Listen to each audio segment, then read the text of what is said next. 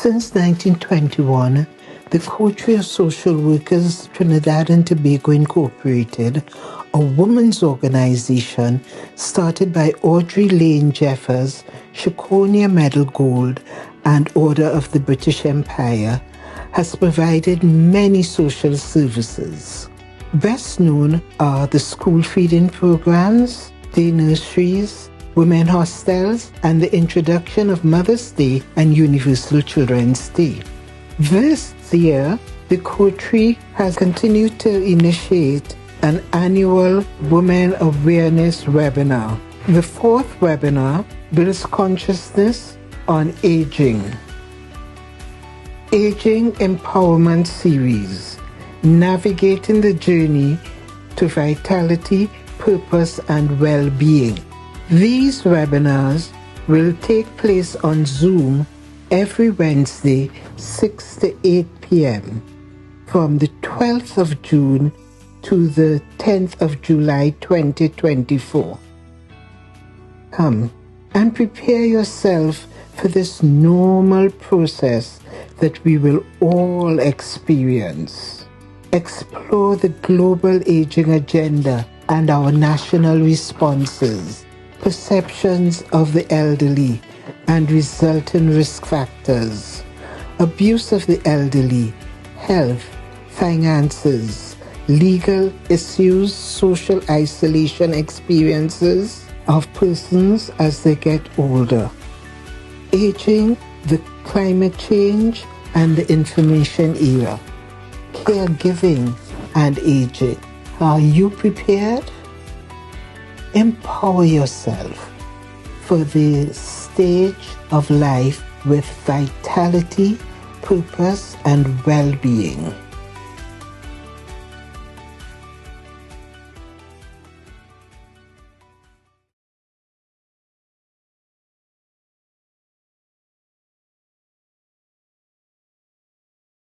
We are going to start first of all by getting an appreciation of the dynamics of aging, yes, but we're going to be looking at the global agenda. After that, we're going to be looking at the national responses. First of all, our presenter for the global agenda will be Crystal Oliver. I'm going to tell you a little bit about her. She will do her presentation, and afterwards we will have Dr. Samantha Thomas do hers.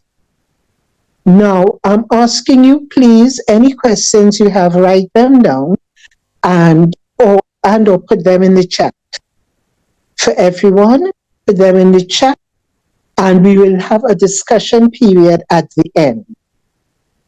So, Ms. Oliver is going to start with talking about the global agenda. Ms. Oliver is a social worker with 16 years experience specializing in the family and child protection.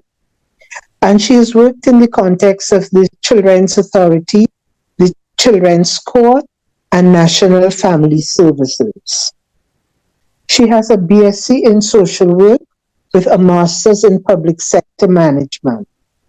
Now, this is a lady who continuously learns.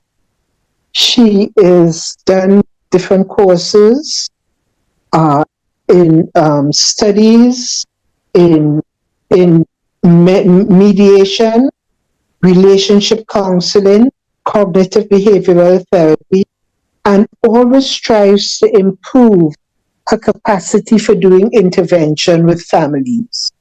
So I now pass you on to Ms. Oliver, who is going to be informing us of the global agenda. Ms. Oliver?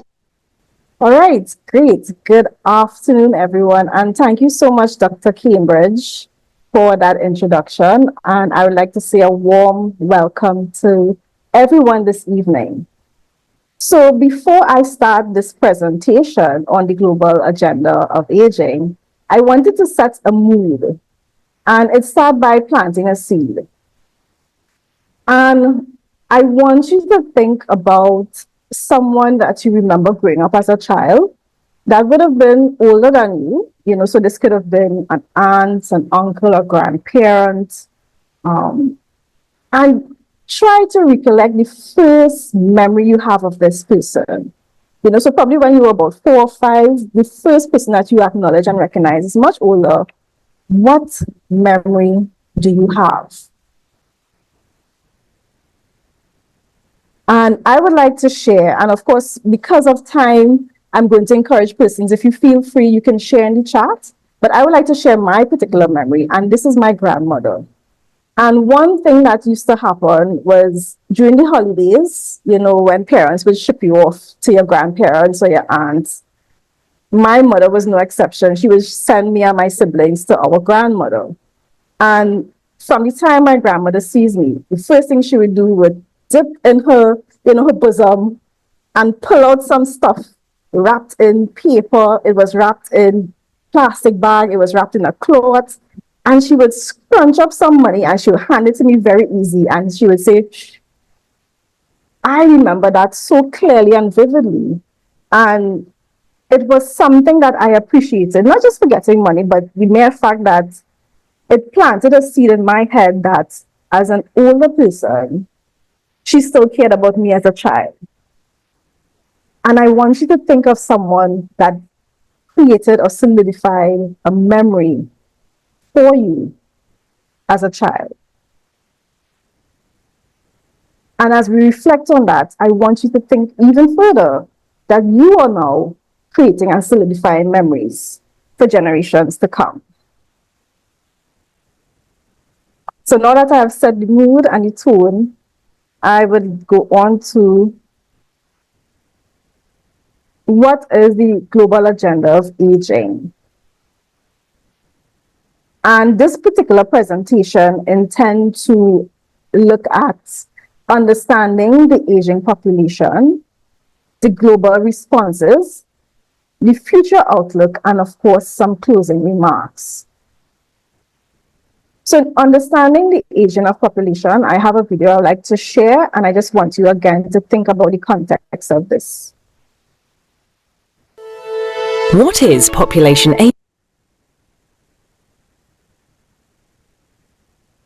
aging exactly?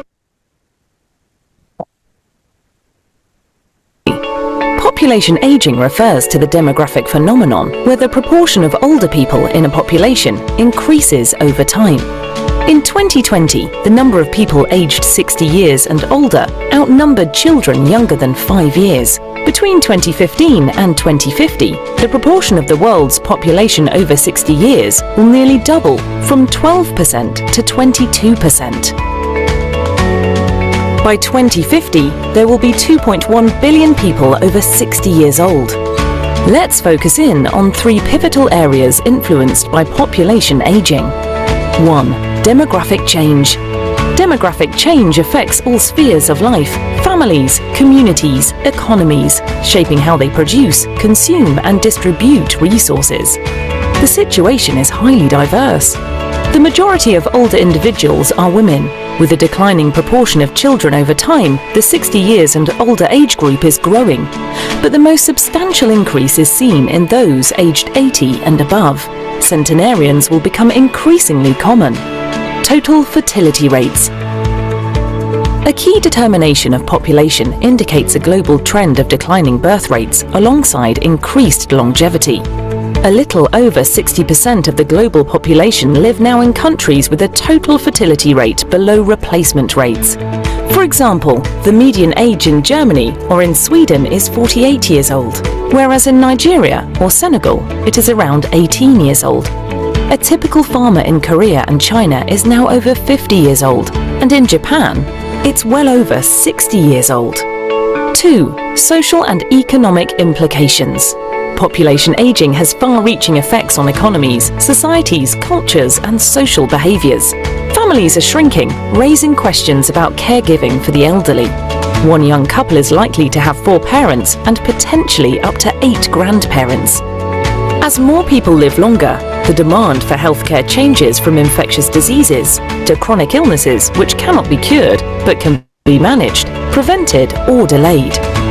Older women live longer than men and have specific needs. In many contexts, the rights of older women are being denied, creating a source of injustice. As the working age population decreases, there's a simultaneous rise in demand for pensions and social protection.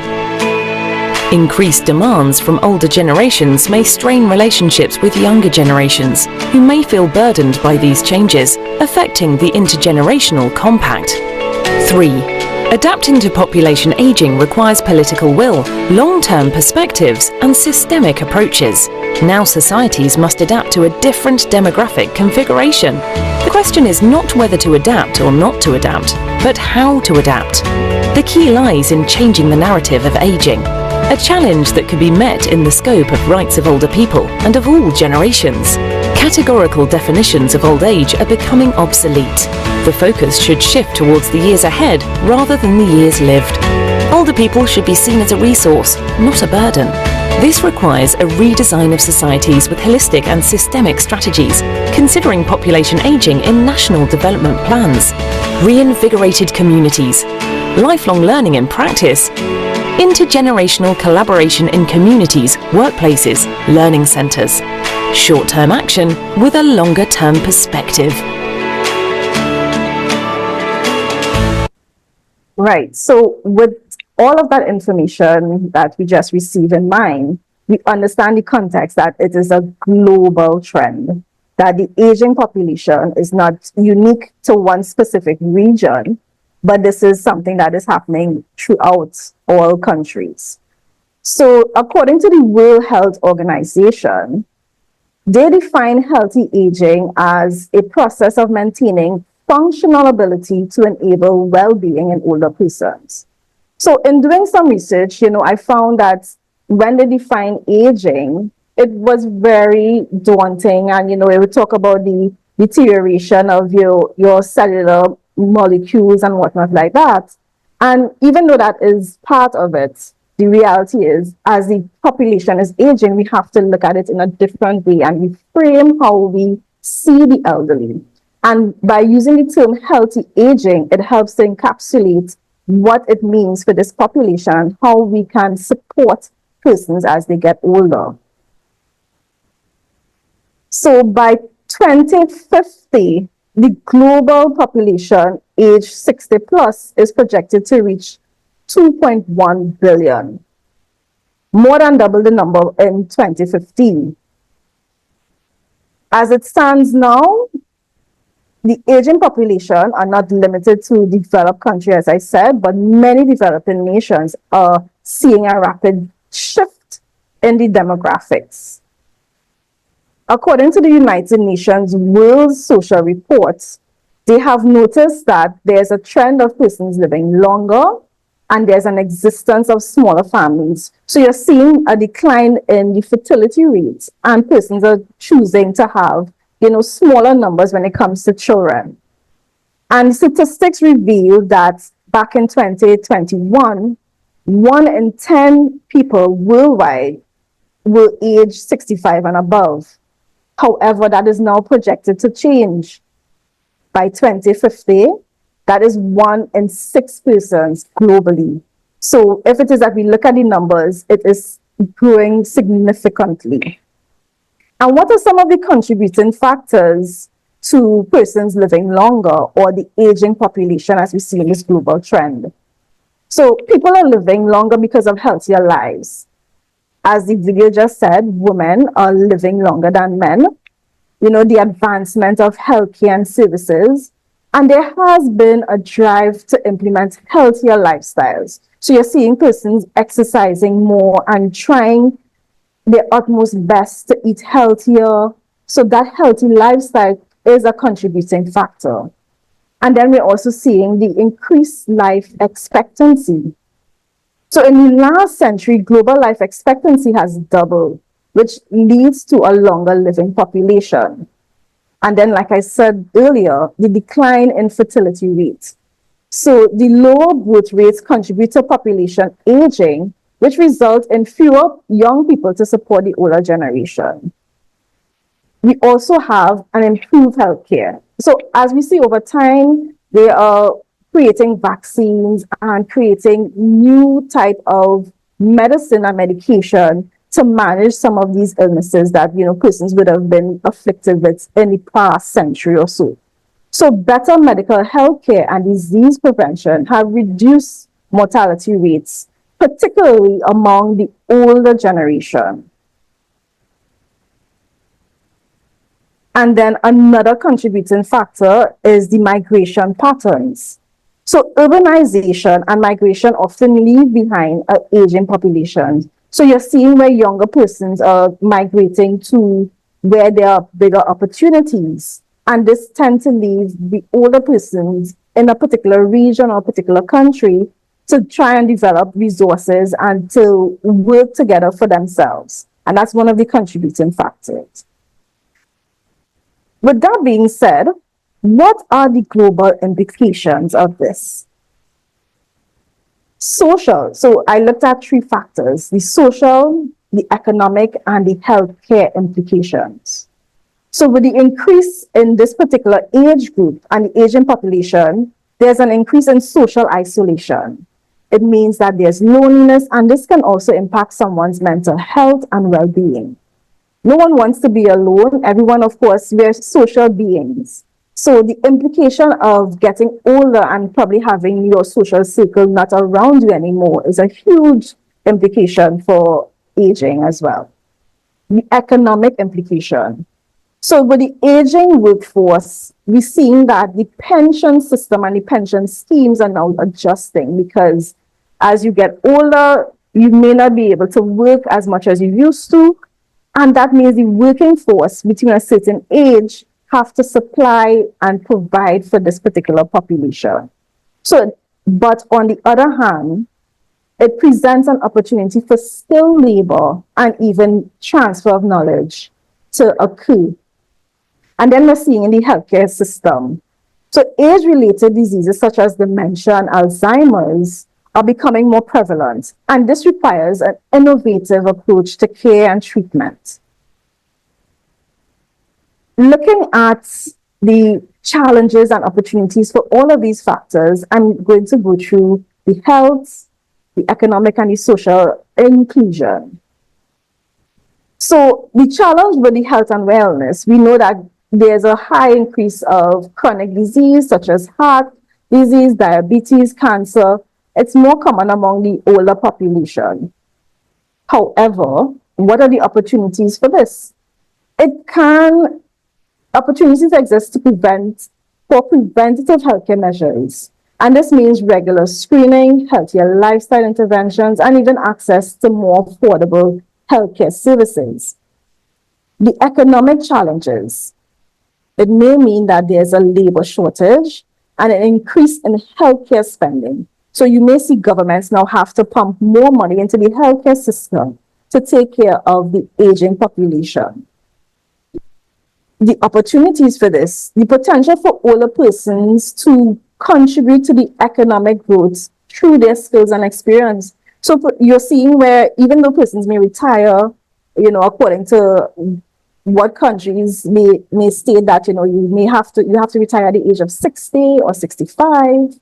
Some persons are doing consultancy, and you're seeing that they're taking up, private practice. So they're still contributing, and they're even mentoring persons as well. And then we have social inclusion. So by combating ageism and promoting intergenerational solidarity are crucial for creating inclusive society. So this is how we can address the social isolation.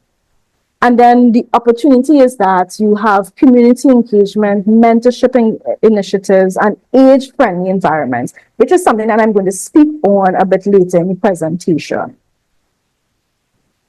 So with that context in mind and understanding how the aging population is on a global scale, it means now we have to adjust and adapt. And how are we doing this? So there are global policies that would have been enacted to ensure that we consider this particular aging group, and we look at what policies and structures can be implemented to ensure that persons have their dignity and well-being, and everyone is treated according to their human rights. So on a global level, there would have been 5 key global conferences that specifically address the aging. And this would have started back in 1982. And they would have implemented the Vienna International Plan of Action on Aging. And then this was followed by, in 1991, the United Nations Principles for Older Persons. In 1992, we saw the Proclamation on Aging. And in 1991, they commemorated a day, which is on October the 1st, as an International Day of Older Persons. And then in 2002, the Second World Assembly on Aging would have created a policy and framework, which I will speak on later on as well, as to how this look on a global scale.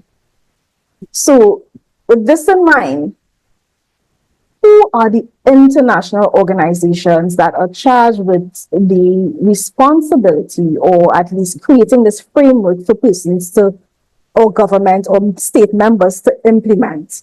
And the UN is one of those organizations.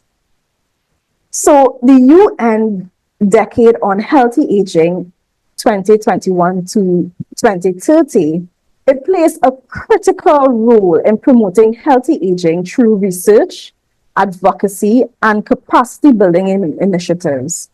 And they looked at 4 key action areas. And these are combating ageism, creating age-friendly environments, providing integrated care, and access to long-term care. And of course, I'm going to explain what these look like, or what it means for not just globally, but even locally. How can this be implemented? So let's understand, what is combating ageism? So ageism refers to a stereotype. So when we see someone, we judge them based on their appearance. So automatically, when you look at someone, you're like, I wonder how old this person is, boy. And you treat them accordingly. So if you see someone who is walking with a cane and they're looking, their face is looking a certain way, we judge them based on that. Or we see them in a wheelchair, or we see them, I guess when we see even younger persons, because ageism does not discriminate based on age. It is a stereotype and a prejudice that we personally have. And sometimes these things are institutional, it's interpersonal, or self-directed. And what are the impacts? Right, what are the impacts of combating ageism, and why do we want to combat ageism? So we want to promote dignity, health, and well-being of older persons, and we want to foster equality, social cohesion, and of course, economic benefits for the society. And what are the strategies that can be used to combat ageism? Creation of policies, educational activities, so having awareness, doing workshops, webinars, going into schools and educating persons about ageism, and even having intergenerational contacts and interventions can combat ageism.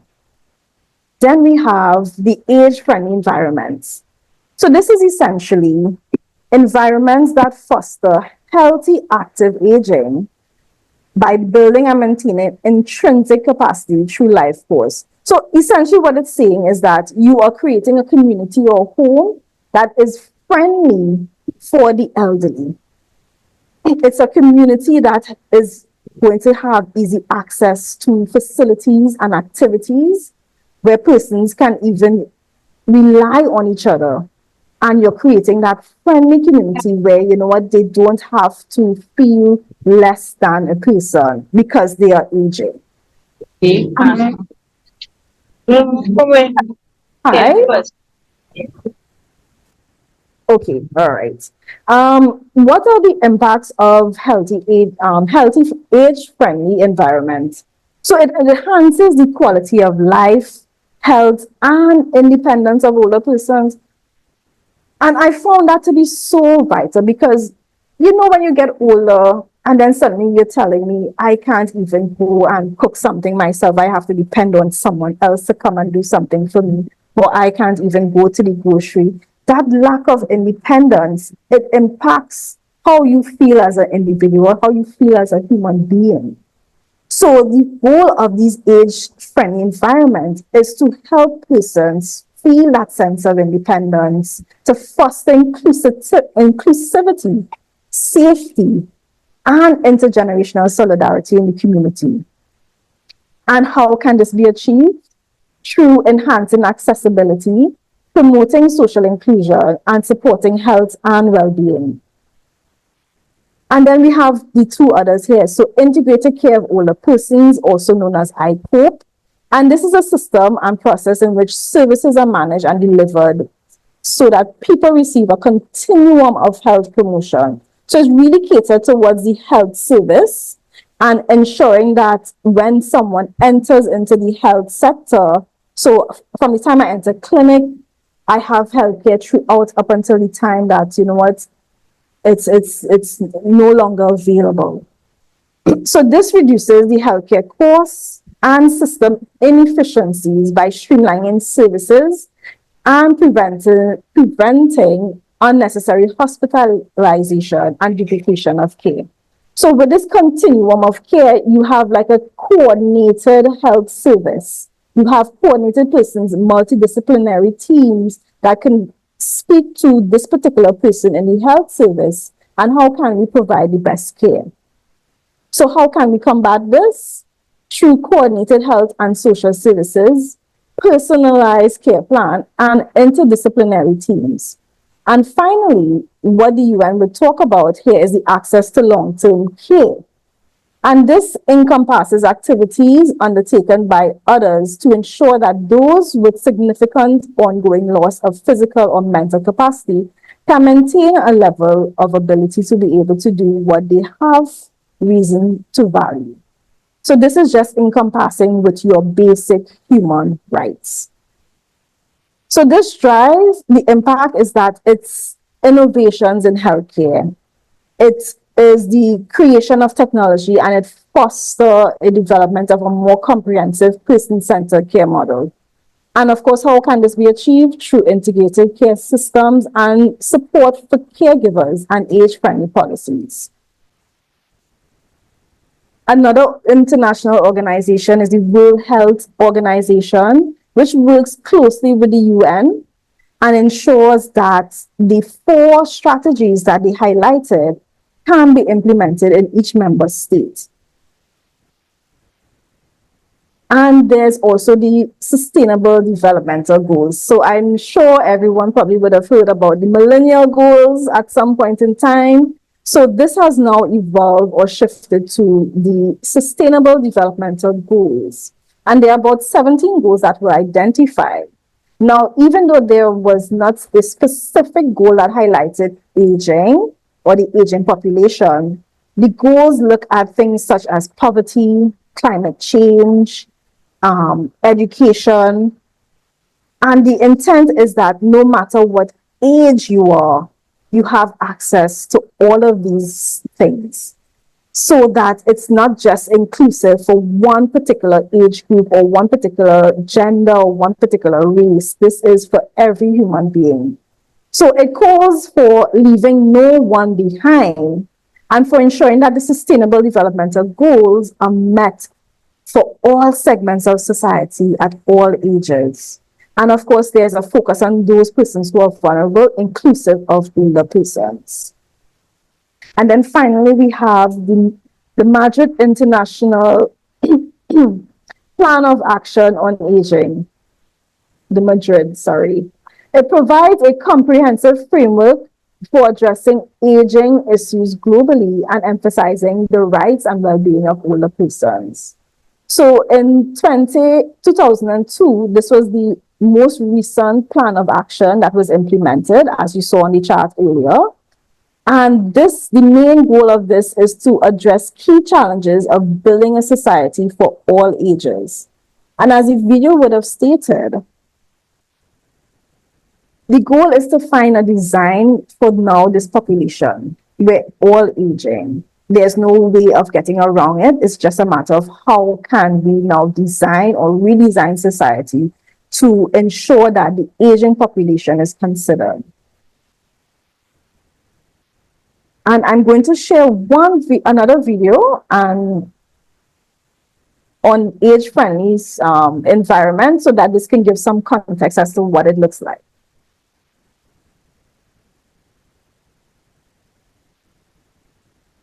Age-friendly means living a healthy, fulfilled life, being able to go out and socialize, doing whatever I want to do, but also being respected, treated with dignity, feeling valued and treated equally as an older person.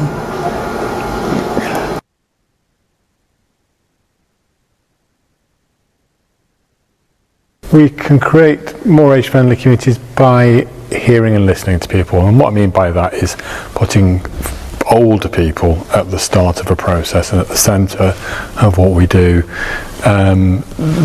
Listening to older people's experiences, listening to their needs, and actually looking at how we can translate that into the things that we're trying to do.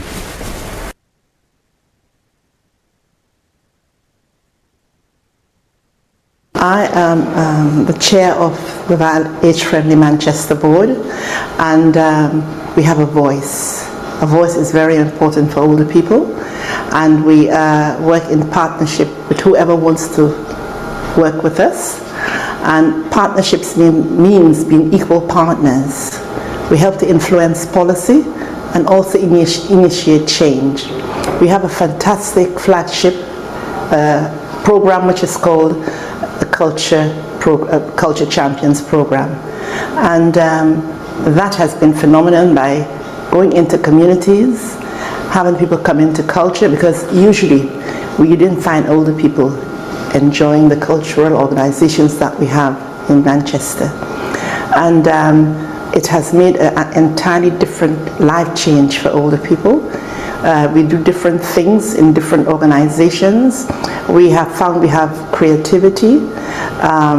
We also go and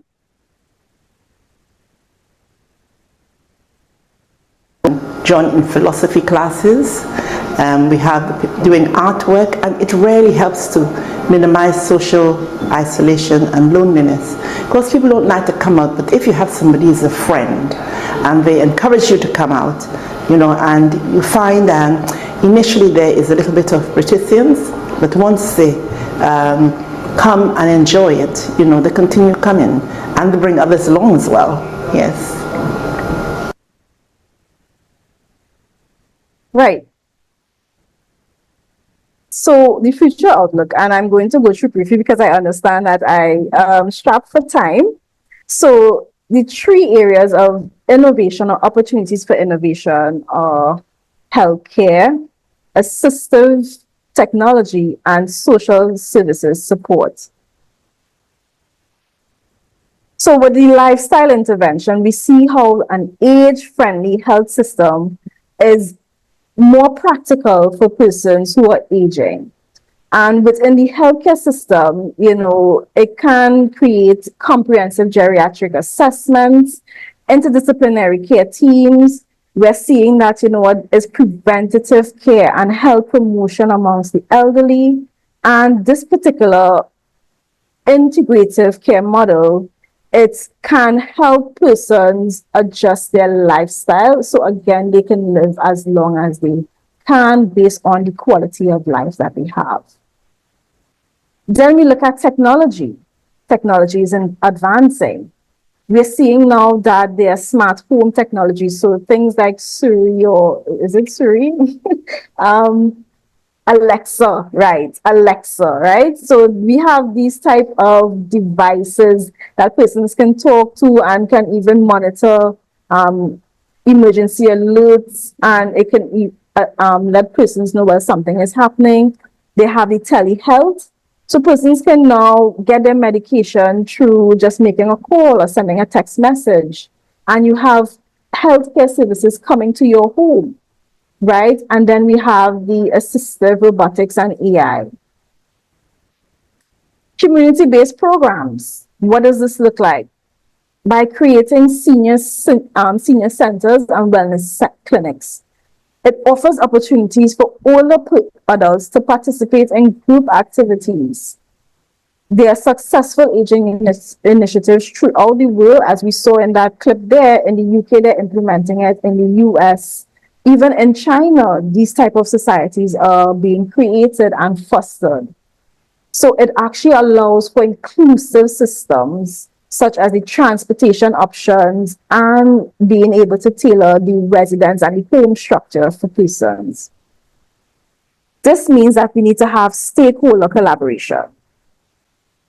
We have to create a society where governments, NGOs, the private sector, and even academia gets involved as to how can we shape society going forward with all of this information that we're receiving and we're understanding. We have the data, we have the statistics, but it means now, what can we implement to ensure that we are aligning with the change of the society, as they call a mega trend? My closing remarks, and this is a call to action, and I want to encourage persons today on this particular webinar, and share the word that the global agenda on aging requires sustained commitment and action from all stakeholders. And I understand everyone is here to listen and gain as much information, but when I say this is something that will impact you as well as an individual, this will impact your children as well. So what then can we do now with this information? How can we create solutions, understanding the trends? And there are 4 key ways that we can start doing this. And this is through education and awareness, as we're doing with this particular webinar, having participatory planning, hearing the voices of older persons. They have the wealth of knowledge to know what works, what is the best thing, how can we adjust and adapt? So if something is being implemented in UK, how can we use that same framework and bring it to Trinidad? Then we also have true advocacy. We have to speak up. And then finally, a revision and creation of policies and legislation. I had one more video, but for the interest of time, I'm going to end here, and I will pass you back on to Dr. Cambridge. So good night, everyone. You. Thank you very much, Crystal. You certainly set out an agenda for us to begin to respond to.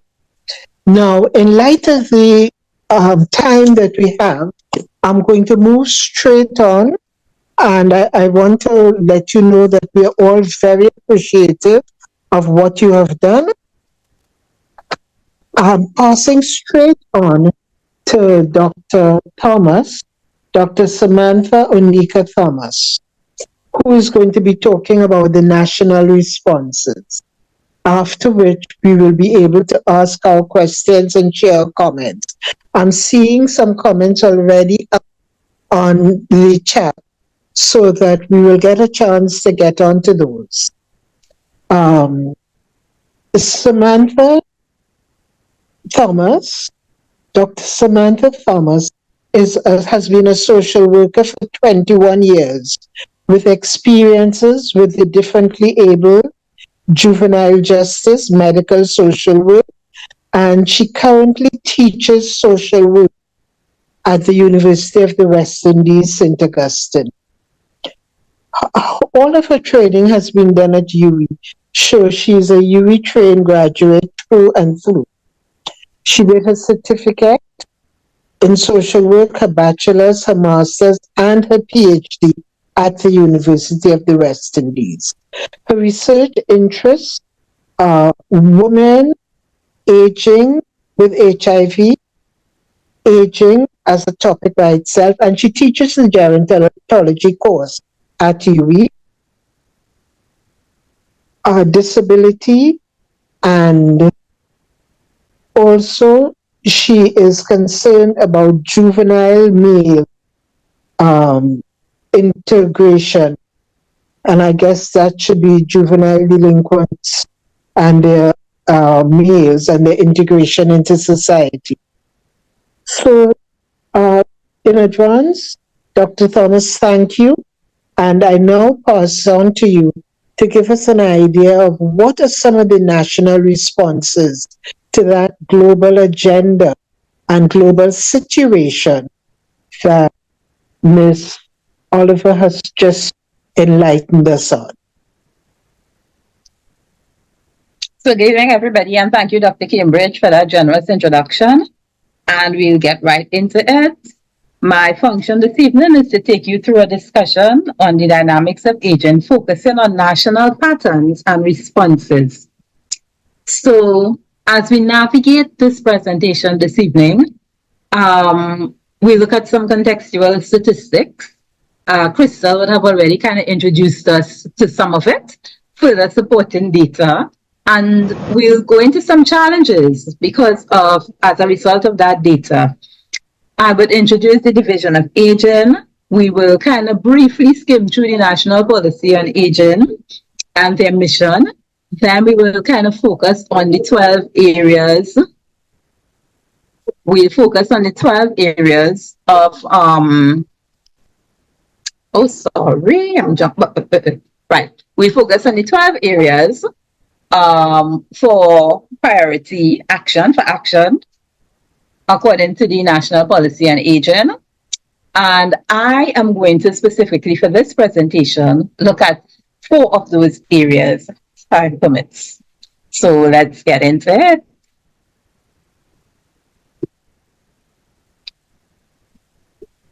All right. So my first slide on my screen, we're looking at some statistics, and these will kind of depict the same thing that Crystal spoke about. This is population statistics from 2023, and I want us to pay attention to some specific areas. When we look at the 0 to 4 age group, we are seeing that 2.8% females in this age group form 2.8% of the population, and males form 2.9% of the population. So this will talk about birth, yeah? And I also want us now to skip ahead and look at the 40 to 44 and the 45 to 49 age group, where we have a larger population membership.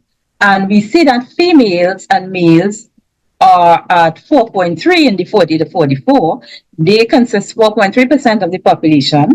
And then when we go up to 45 to 49, they are 3.5% of the population. So we have a kind of steady, distribution of males and females at that age group in the population. And you know, that's the working age group, you know, in our prime, we working, having our families and you know, doing that kind of thing. And so I want us now to skip ahead and pay attention to the 65 to 69 age group, thereabout. And when we look at the 65 to 69 age group, we see that 2.5% of the population there are females. And so my glasses are somewhere in the house, right, y'all? 2.1% of the population are males. And if we come down, if we go back down to the 0 to 4, the birth rate, people being born, we see that we already have, we kind of looking at a catch up there, yes? We kind of having more older persons, a rapid increase of older persons in that age group, kind of catching up to the rate of those who are being born. The statistics also reflect a 1% of females, because I remember in that health age presentation Crystal showed us, they spoke about an increase in older females. And these statistics from 2023 show a 1% of females in the 95 to 99 age group, and there is no reflection of males. So we look forward to the statistics for 2024, where we're definitely going to be seeing some centurions there. Here we have kind of comparative data happening from 2016 to 2023. And again, it shows an increase in the population of older persons across that 7-year period. Particular attention we want to pay to the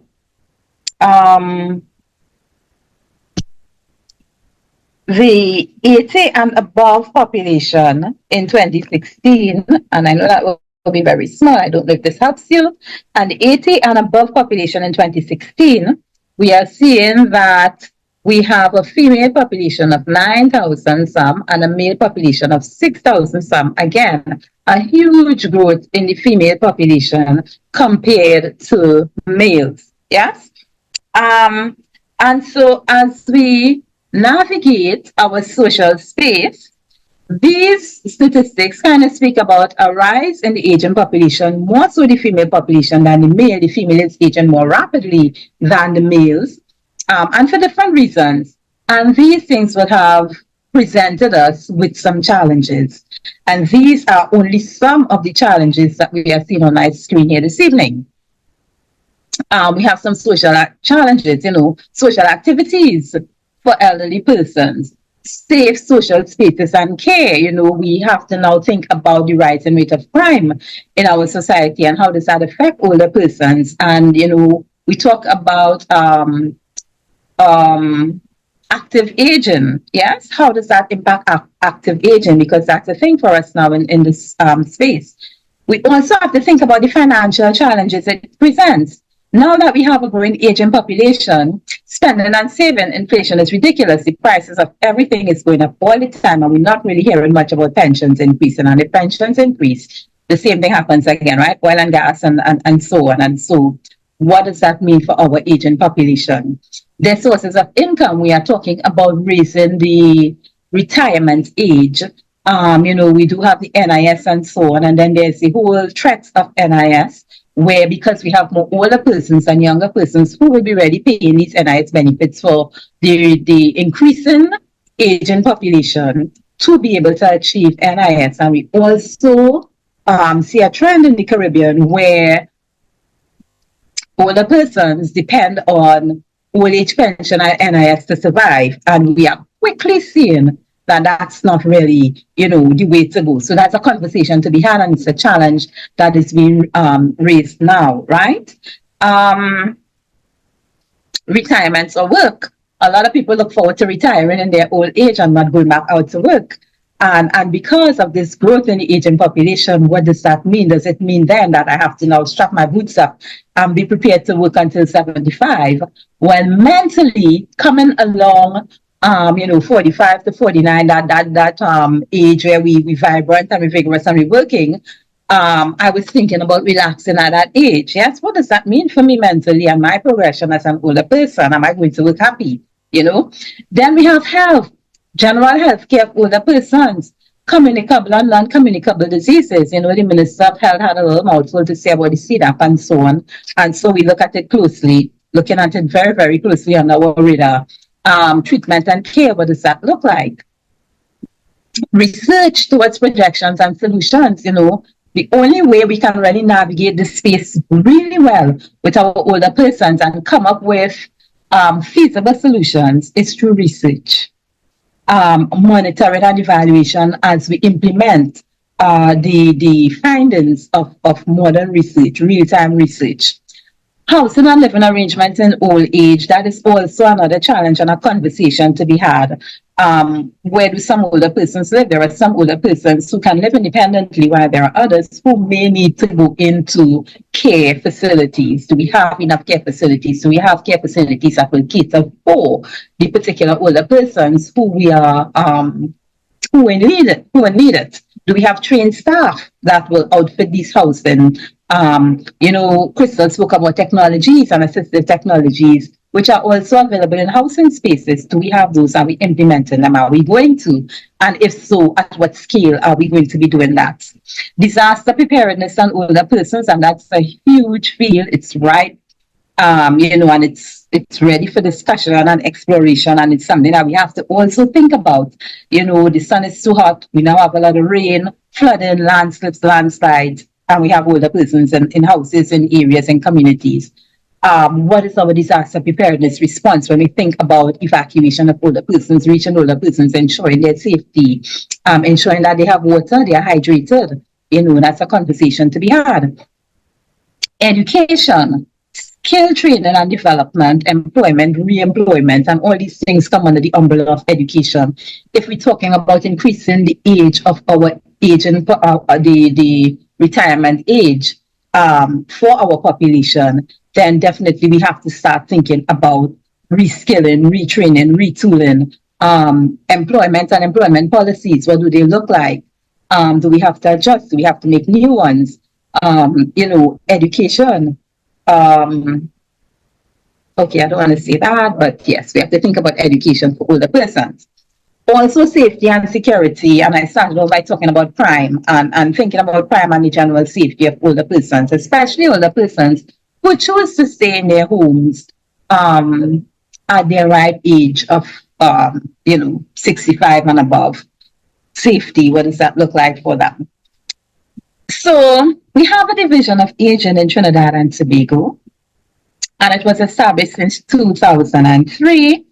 And it is more of a policy implementation unit to really think about all the challenges that I spoke about, and how do they as a unit address some of these challenges, anticipate some of these challenges and address them. So the Division of Aging was established in 2003 under the Ministry of Social Development, which is currently called Social Development and Family Services now. And the Division of Aging was established as a response to the increase in aging population with the tenets of the Madrid International Plan of Action on Aging, an agreement to which Trinidad and Tobago has signed on to in 2002 after the Second World Assembly on Aging Conference, which was held in Madrid, Spain. And so, as a result of signing on to that in Madrid, Spain, they came up with areas for action. And those areas for action kind of form the crux of our national policy on aging, paying attention to those areas and even action in those areas. So the National Plan of Action on Aging soon followed, and it comprised a collaborative effort between the Division of Aging and various ministries across our country. And so this is the mission of the Division of Aging, and we take note of the words that are bold. They want to educate, to sensitize the general public and stakeholders on aging issues, to enhance the quality of life of older persons throughout Trinidad and Tobago by providing an enabling environment for the continued support of said older persons. These are the 12 priority areas that the policy on aging is built on. And out of these 12 areas, we are going to be exploring 4 in this presentation, time permits. Yes? So we're moving along quickly.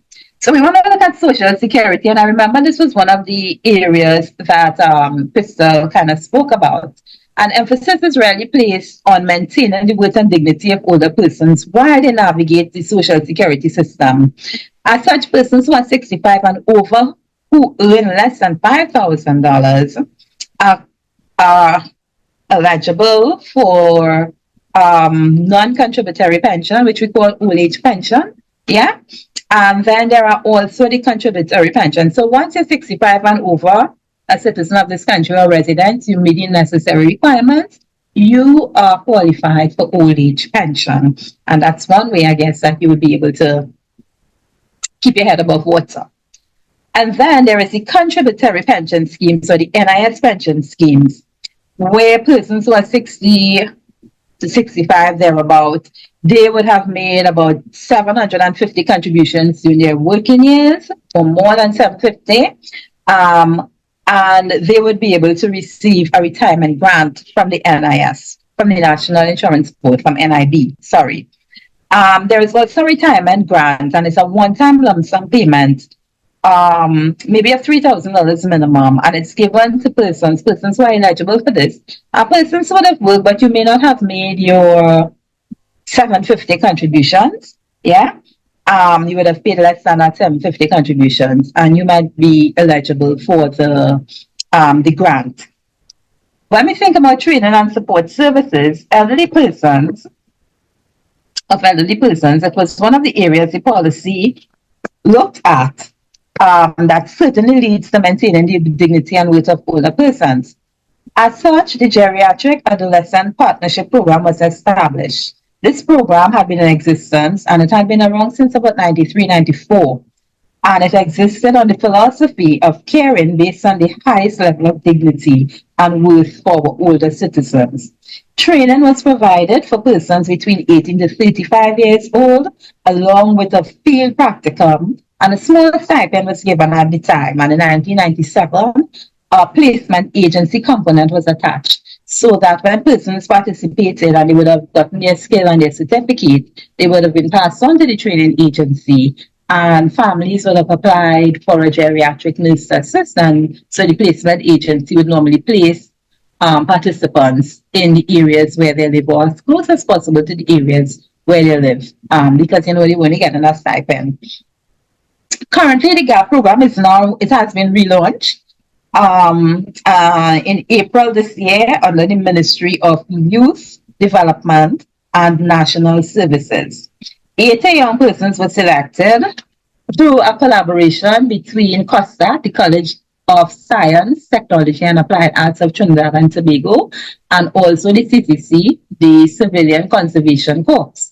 The young persons possess skills and training in nursing and geriatric care, and they would receive a stipend while providing services to families who qualify. In July this year, the Ministry of Youth and Development and National Services will open applications to accept 200 young persons certified in nursing and geriatric care and related fields. And they will be welcome into the GAP program to provide services for families who need them. And of course, they will be given the necessary stipends. There's also the health standards for hospitals and care facilities, and these are some of the areas that the policy spoke to under this topic. So one public awareness that came out of the North was one that I will talk about tonight, was one that came out of the North Central Regional Health Authority. It is called the In Touch program, and it is a primary care intervention project created to improve wellness of patients who experience difficulties managing non-communicable diseases on their own. Under this initiative, doctors, district health visitors, and district nurses visit the patients and render services to them within the comforts of their home. Family members who are present while the healthcare professionals are on the home visit, they will be screened, they will take your blood pressure, they will give you, check your sugar and so on. And they will also advise about healthy eating and diet and how to take care of yourself. Because we know most times these non-communicable diseases are really lifestyle diseases that could be managed. So they are being proactive, in a type of way. The NCRHA also have launched a wellness club. And under this wellness club, they go around to savannas and so on, mostly the Eddie Hats. I know that they are there every week. And it's geared towards improving their life again and being active, keeping older persons healthy and active.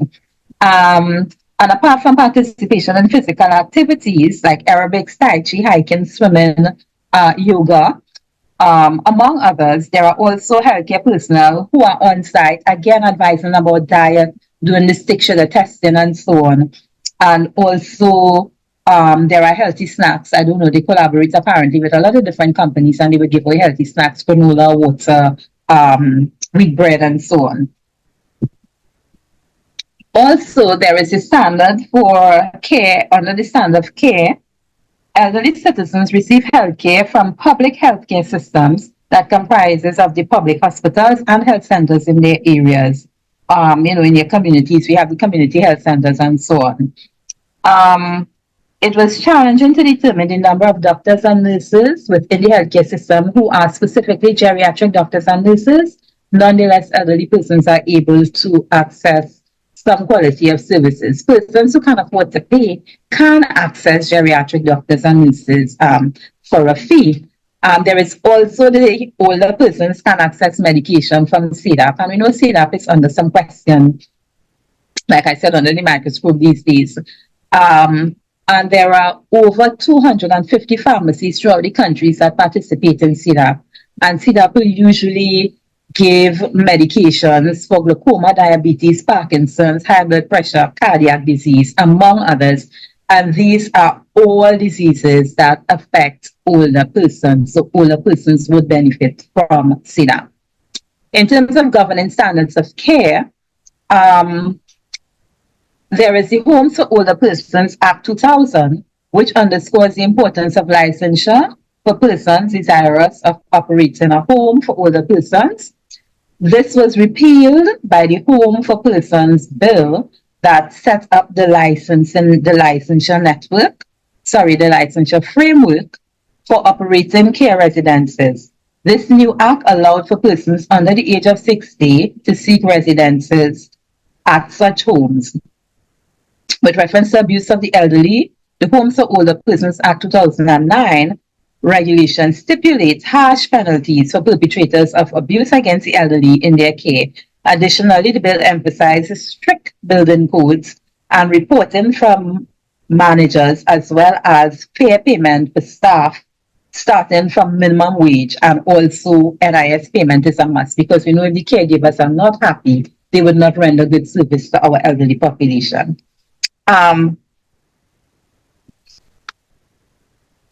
Housing was another area that is very important for older persons, and these are two areas, again, just two out of the policy and aging. And the Division of Aging is equipped with field inspectors who are charged with continued monitoring of geriatric care homes and working with homes to ensure that they meet the standards set for appropriate elderly care. Families who wish to obtain support for their elderly members can contact the Division of Aging for further support.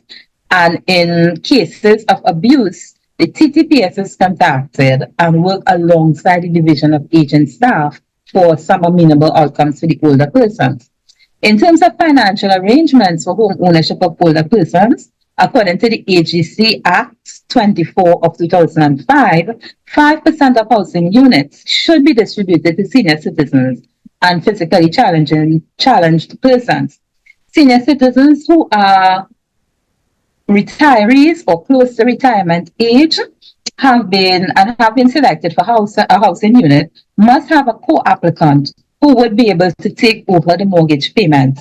The legal work is done and allows for a smooth handover of the property from the older person to the beneficiary when that time comes. The AGC also offers a home improvement grant that senior citizens can apply for to aid with repair works to their homes. The work must be approved, and the maximum they will get is $15,000.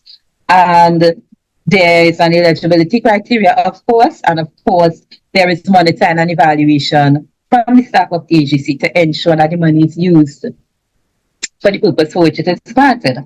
There's also the National Self-Help Commission.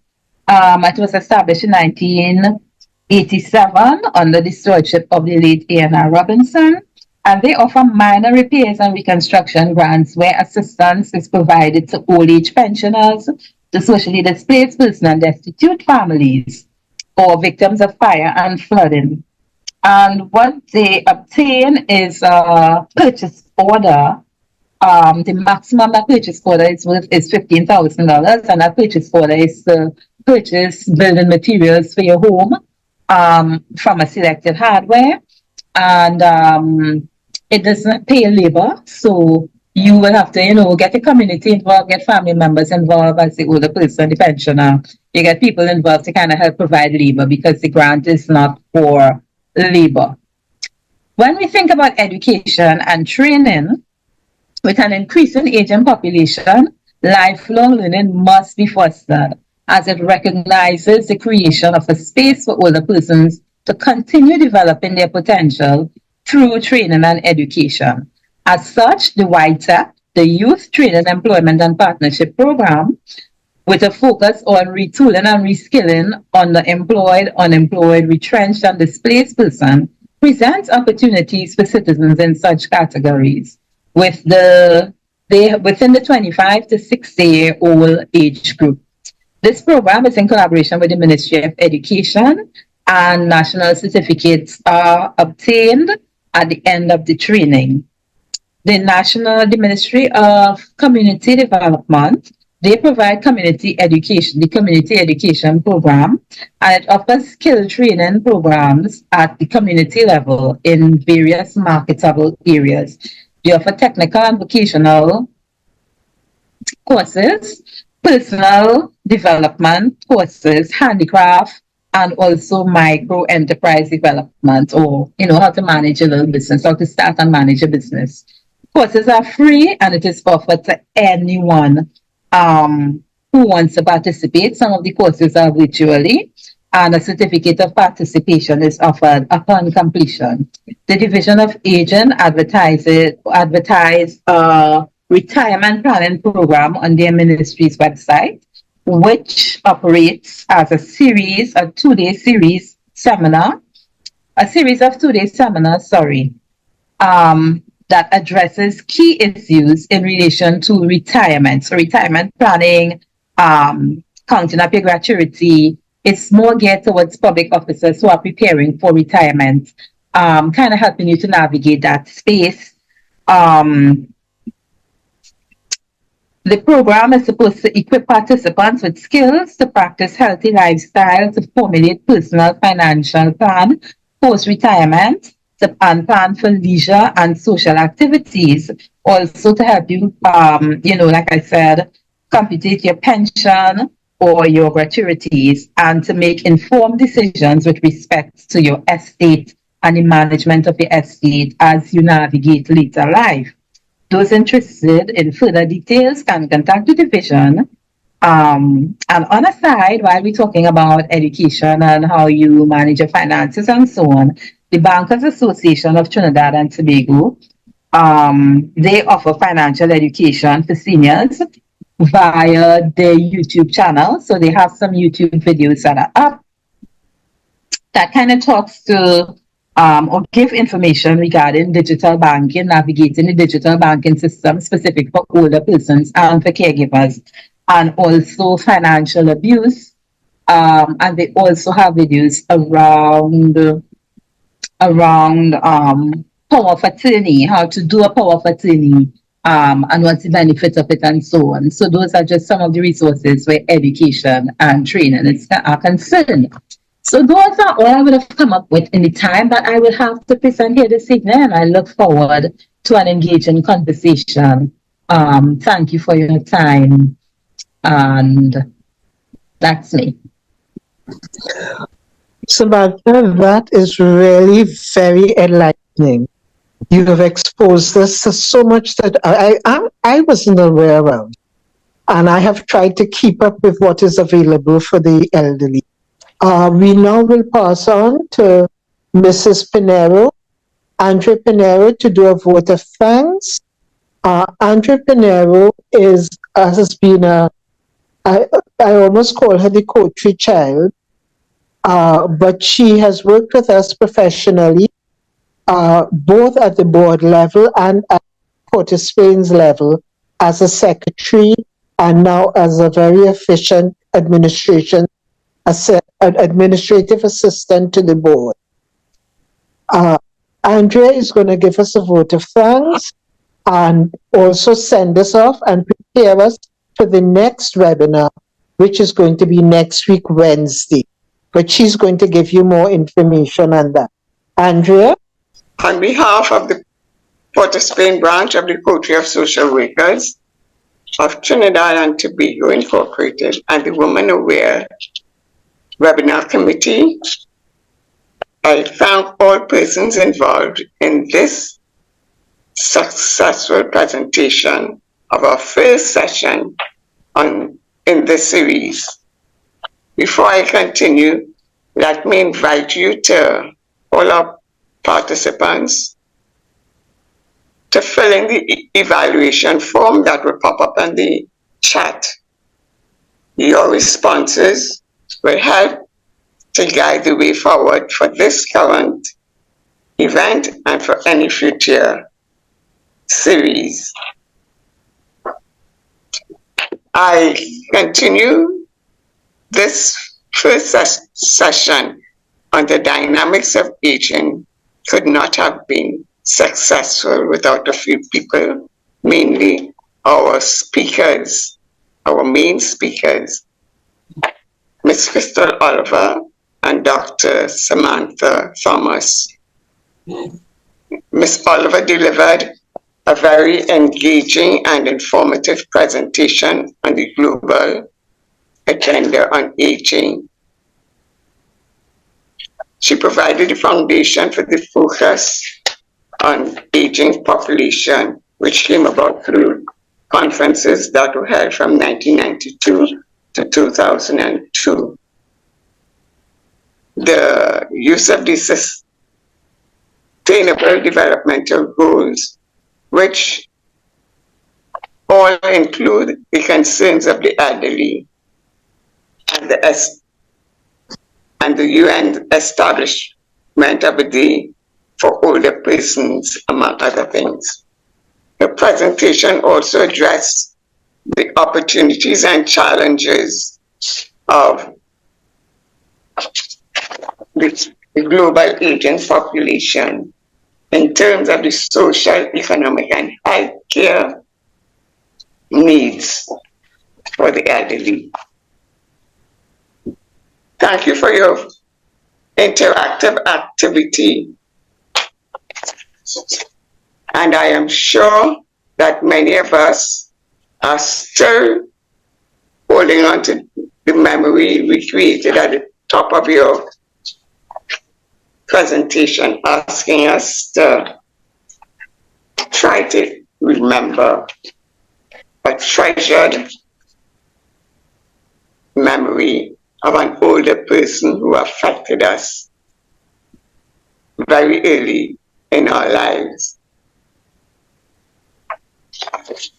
Some of us didn't know our grandparents as you knew. I didn't know my grandparents. So, but I have experiences of older aunts and older cousins. I thank you, Ms. Oliver, for your expertise, and Dr. Samantha Thomas, we thank you for your presentation on the national patterns and resources. Your statistics identified our country as having a growing aging population, where our 65 to 69 age group is larger than our 0 to 4-year-olds, indicating that indeed we are truly an aging population. Dr. Thomas took us through some of the challenges and resources available to encourage this sustainable care and development of the elderly. She looked at what the government offers, what through the Ministry of Social Development and Family Services, the Housing Development Corporation, the Home Improvement Grants, or the other social sector improvement programs geared towards the elderly. She also spoke about our need to be part of the answer to the providing care for our elderly. She spoke about the GAP initiative, where young people are trained to be caregivers to our aging people. She spoke about the social security needs for our seniors, pensions, old age pensions, national insurance, pensions, retirement benefits. She also spoke of our need to address high standards for hospital and care facilities. Our needs for wellness clubs to encourage activities for the aged.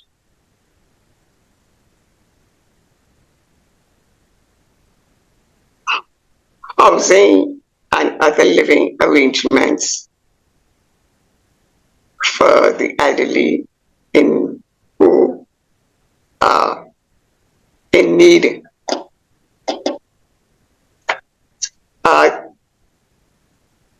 Question was raised about the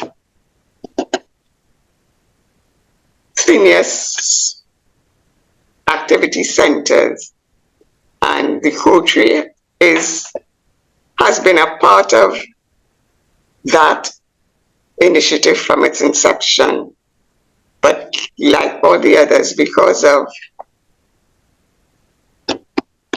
reduced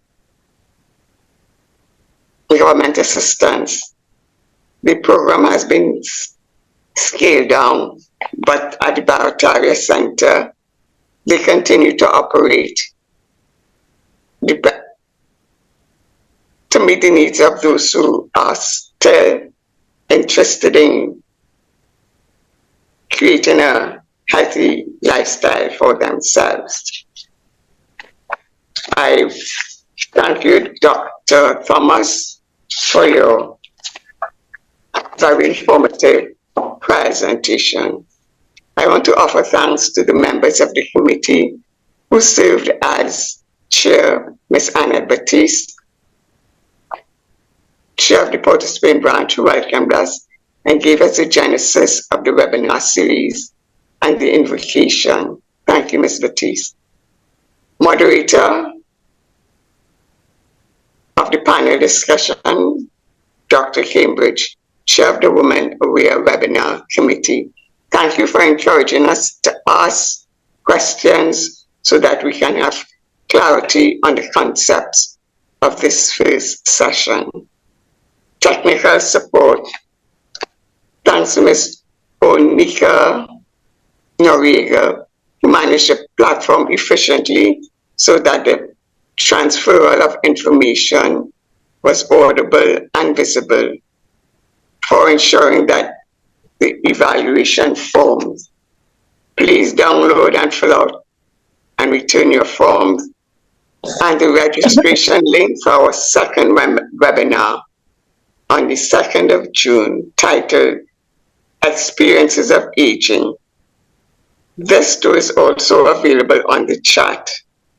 Please take a minute to download so that you can register early and invite a friend to register also. We'd also like to thank our marketing team. We know who we are, so thank you for spreading the word so we can have a successful event in terms of participants. And last, but by no means least, you, all our participants who registered and attended and asked questions and gave meaningful comments to the encouragement of the presenters. I hope the information was helpful to you. So as was helpful as you navigate your personhood as an elderly person. Again, thank you, and I would like to close this session by also thanking God for giving us the opportunity to share at this level. And so we ask God to, I can't say take us home safely because we may all be at home, but to be with us as we take our rest and help us to awake refreshed and invigorated so that we can think about all that we heard tonight and begin to make plans to see how we can advocate for elder aging population so that we can grow with vitality.